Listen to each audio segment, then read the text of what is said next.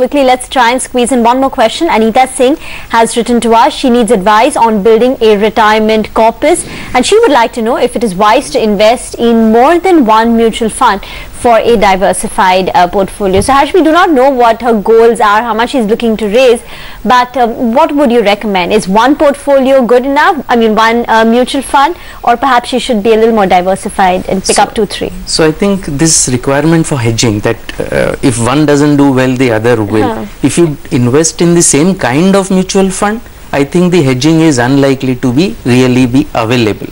If she really wants to hedge, one debt fund, one equity fund, because if she chooses two large cap funds, they're like, unless one of them is badly managed, okay, unlikely to have very different returns in the short term.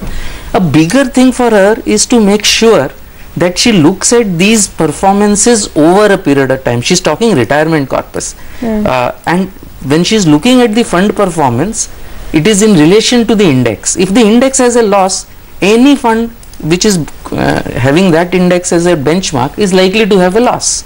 So if loss is the criteria for hedging, then she should be putting it in a debt fund and not really in another equity fund. So I think understanding what she wants to hedge against is the real key.